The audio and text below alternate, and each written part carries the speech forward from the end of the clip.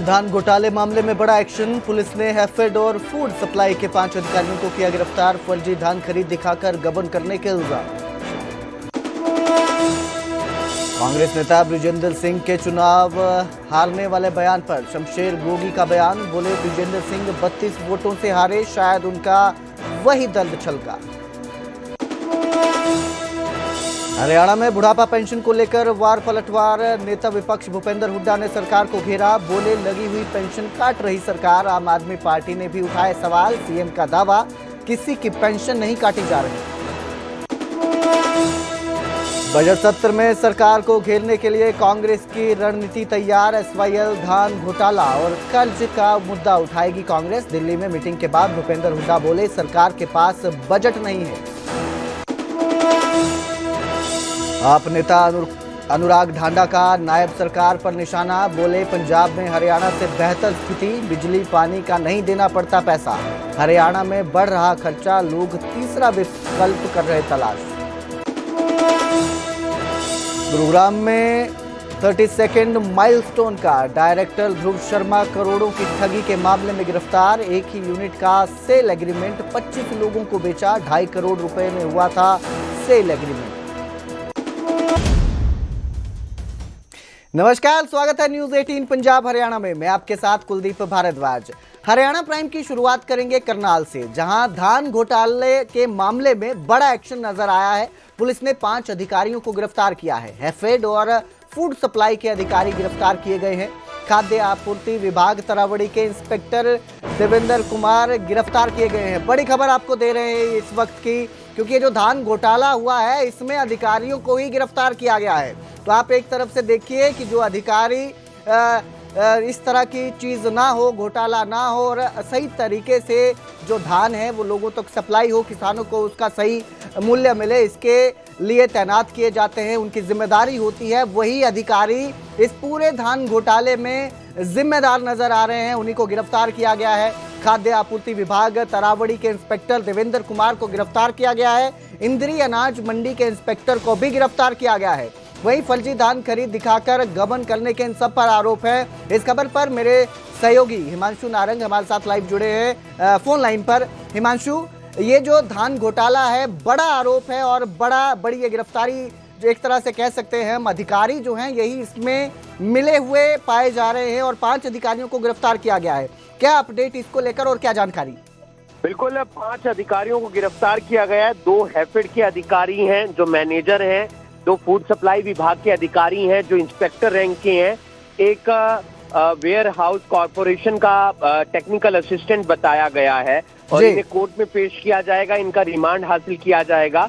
दरअसल इनकी जिम्मेदारी होती है कि धान को राइस मिलर को अलॉट किया जाए। इन्होंने अलॉट तो कर दिया और कागजों में दिखा भी दिया, लेकिन वास्तविकता कुछ और थी। जब धान जाकर चेक किया गया राइस मिल के अंदर तो वहां पर धान था ही नहीं। और इसके लिए रजिस्टर के अंदर हेराफेरी की गई, जो रिकॉर्ड है उसके अंदर हेराफेरी की गई और ये गबन का मामला है इस धान घोटाले के अंदर। और तकरीबन करोड़ों रुपए का ये जो है सरकार को चूना लगाने का एक प्रयास किया गया है। और इसी में करनाल की 2 अलग अलग एसआईटी काम कर रही थी, जिसमें कुछ अधिकारी सस्पेंड भी हुए थे, कुछ के खिलाफ एफआईआर भी हुई थी। अब अलग अलग एफआईआर के अंदर 5 अधिकारियों को अरेस्ट किया गया है, जिसमें 2 फूड सप्लाई विभाग के इंस्पेक्टर, 2 हैफेड के मैनेजर और 1 वेयर हाउस कॉर्पोरेशन का टेक्निकल असिस्टेंट है, जिसने बिल्कुल मतलब इसे एक तरफ से देखें तो ये पूरी टीम बनाकर काम कर रहे थे। पूरी टीम बनाई थी ताकि जो ये गबन कर रहे हैं, फर्जीवाड़ा कर रहे हैं, उसका पता न चल सके। सभी टीम की तरह काम कर रहे थे। बिल्कुल, जब भी कोई इस तरीके का गबन करते हैं तो अकेला व्यक्ति नहीं कर पाता है जी, बिल्कुल। बहुत सारी चीजों को समझना होता है, इसलिए पूरी टीम काम कर रही थी। उसमें रिकॉर्ड भी चेंजेस करने थे, उसमें गेट पास फर्जी भी बनाने थे, उसमें किस तरीके से धान वहां तक पहुंच जाए राइस मिल तक, ये भी दिखाना था। तो ये तमाम चीजें थी और इस तरीके से मिलकर ये सभी अधिकारी कर्मचारी धान में गबन कर रहे थे, सरकार को चूना लगाने का प्रयास कर रहे थे। इनके और साथी भी हो सकते हैं, लेकिन इससे पहले इन्हें पांचों को कोर्ट में पेश किया जाएगा, रिमांड हासिल किया जाएगा और इनसे गहनता से पूछताछ होगी। जी बिल्कुल, बहुत बहुत शुक्रिया इस तमाम जानकारी के लिए हिमांशु। तो एक बड़ा घोटाला है और अधिकारी जिन पर जिम्मेदारी होती है कि किसी तरह का फर्जीवाड़ा ना हो, किसानों से लेकर जो आम लोग हैं उन तक सही तरीके से जो फसल है वो पहुंचे, वही इसमें घोटाला करते हैं, तो ये अपने आप में बड़ा मामला बन जाता है।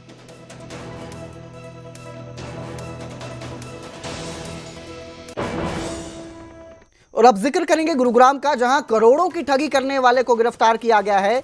32nd माइलस्टोन का डायरेक्टर ध्रुव शर्मा जो है गिरफ्तार किया गया है। एक ही यूनिट का सेल एग्रीमेंट 25 लोगों को बेचने के आरोप है। 2.5 करोड़ रुपए में ये सेल एग्रीमेंट हुआ था और खुद ये जो आरोपी है ये करोड़ों के फ्लैट में रहता है। तो बड़ी खबर ये भी है, एक ठगी करता है, एक ही एग्रीमेंट जो है सेल एग्रीमेंट वो 25 लोगों को बेचने के आरोप हैं और 2.5 करोड़ रुपए में सेल एग्रीमेंट हुआ था। आरोपी को गिरफ्तार कर लिया गया है।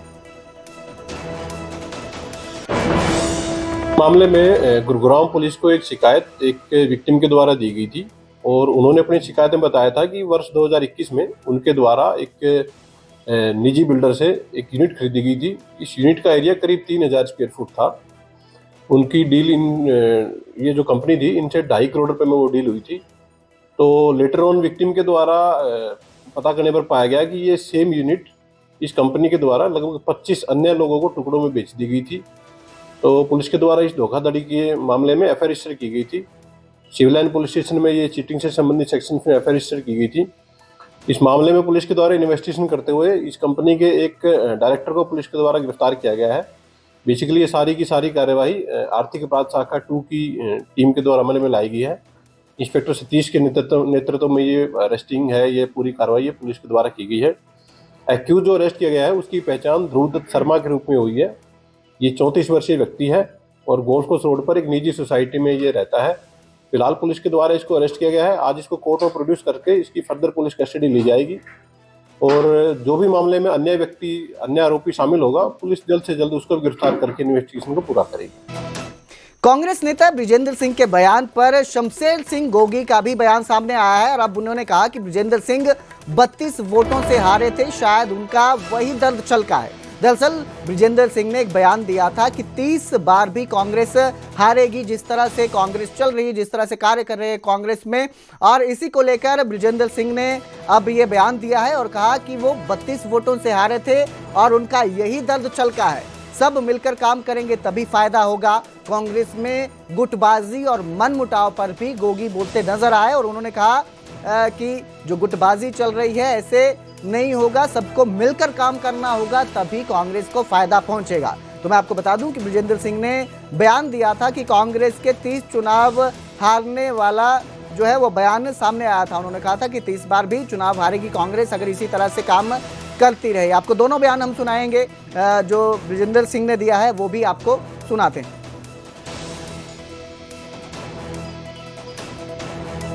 वो कितनी सुथरी बात है ना, हिमाचल के तो एमएलए और पूर्व एमएलए आने लग रहे हैं यहाँ नदार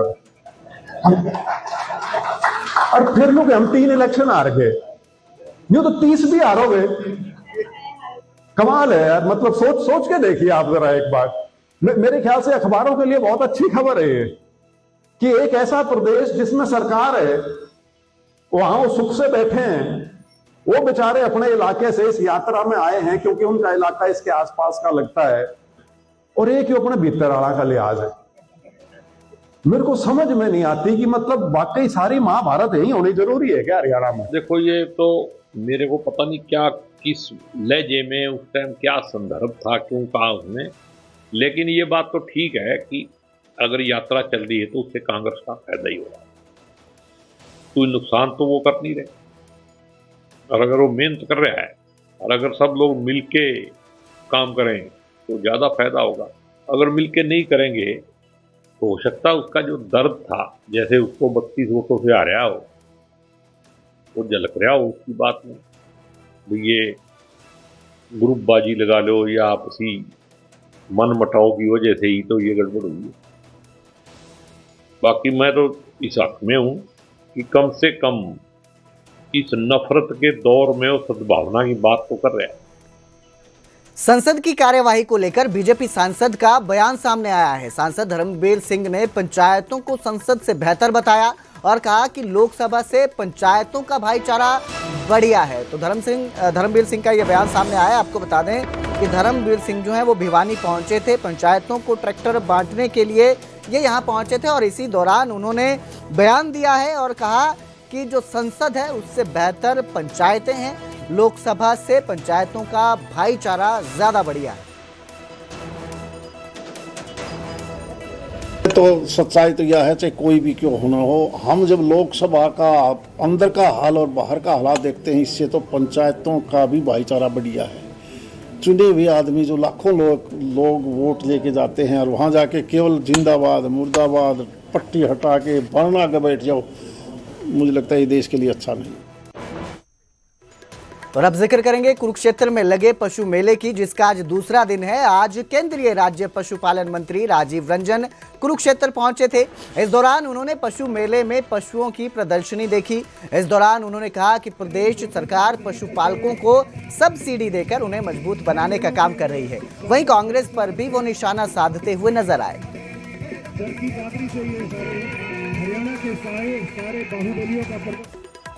हर साल लगाती है हरियाणा से, ये बहुत अच्छा पहल।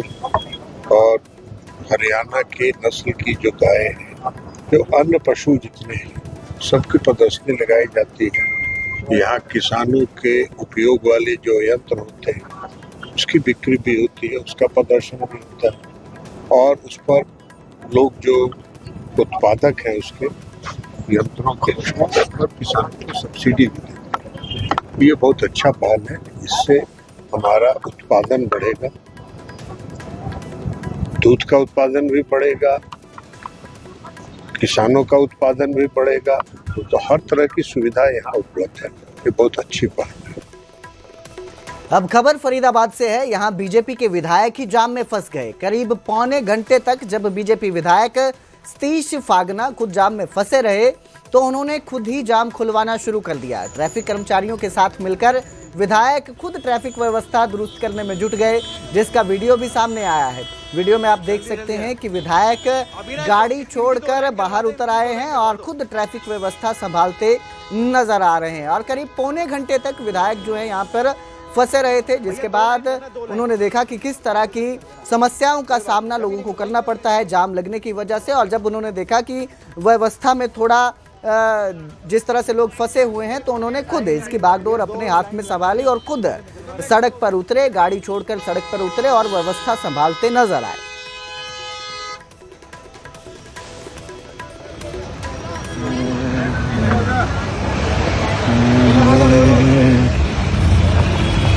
आ जाओ भाई, आ जाओ आ जाओ आ जाओ आ जाओ।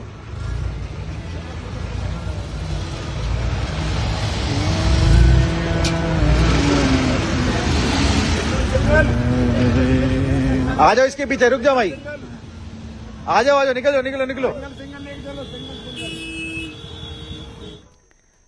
और अब बात करेंगे सोनीपत की, जहां मेजर होशियार सिंह के परिजनों के साथ मेजर होशियार सिंह के साथियों ने बॉर्डर 2 फिल्म देखी। बॉर्डर 2 में मेजर होशियार सिंह की वीरता की कहानी दिखाई गई है, जिनका किरदार एक्टर वरुण धवन ने निभाया है। वहीं जब बॉर्डर 2 देखने के बाद मेजर होशियार सिंह के परिजन बाहर आए तो उनकी आंखें नम भी थी। साथ ही उनकी एक मांग थी कि प्रशासन होशियार सिंह की उस प्रतिमा पर भी ध्यान दे जो उनके गांव में बनी है। उन्होंने कहा कि मेजर होशियार सिंह की प्रतिमा खंडित हुई है, लेकिन उसकी ओर ध्यान नहीं दिया जा रहा है।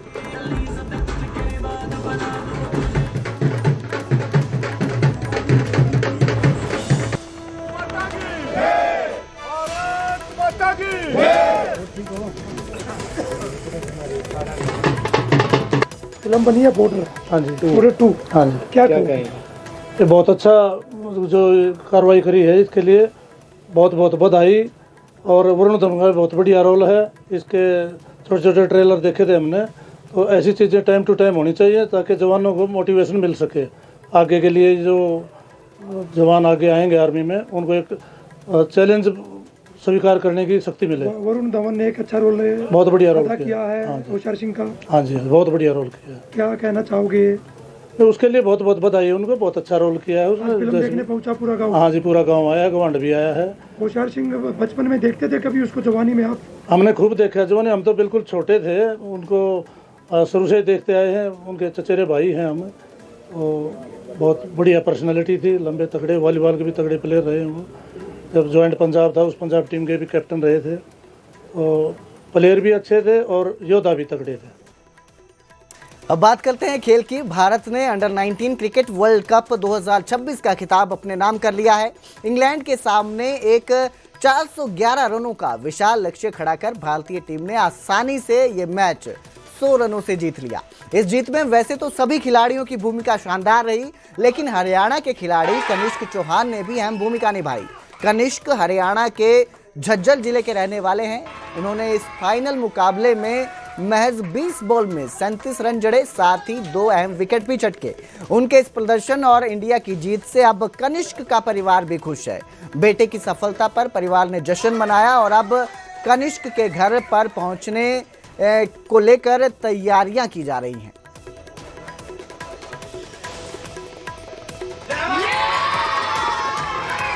आपने मैच देखा था? देख रही, अब भी मैच देख रही। अच्छा, तो कैसा लगा? बहुत बढ़िया खेल लो। तो बेटे के आने की तैयारी है? हाँ। क्या खिलाओगे? भैया चूरमा खवाएंगे, हलवा खवाएंगे, बर्फी खवाएंगे, गुलाब जामुन खवाएंगे। मैच देखा? आज मैच में बड़ी खुशी हुई, बड़ा अच्छा परफॉर्मेंस रहा उसने, 37 रन बनाए और बहुत ही ज़बरदस्त परफॉर्मेंस देता है किसी भी मैच में। हर एक मैच में, पाकिस्तान हो, इंग्लैंड हो, ऑस्ट्रेलिया, कोई भी टीम हो, और अभी तक की परफॉर्मेंस उसकी बेस्ट रही है और जल्दी वो 1-2 साल में हमें सीनियर टीम में भी देखने को मिलेगा और इसके पीछे उसकी अथक मेहनत और प्रयास रहा है। तो गांव में आता होगा? गांव में आता है वो। 2015 से पहले यहाँ हमारे साथ खेलता भी था और जब फ्लैश की बॉल से था, पर बाकी लेदर बॉल से प्रैक्टिस इसकी वहीं पे हुई है सिरसा। फरीदाबाद में सूरज कुंड मेला चल रहा है। इस मेले में देश विदेश के कारीगर पहुंच रहे हैं, जो अपने बनाए उत्पादों से मेले में पहुंचने वाले लोगों के लिए आकर्षण का केंद्र बन रहे हैं। वहीं आंध्र प्रदेश के तिरुपति बालाजी से आए एक हस्तशिल्प कारीगर की नीम की लकड़ी पर की गई कारीगरी भी मेले में पहुंचने पर लोगों को खूब भा रही है।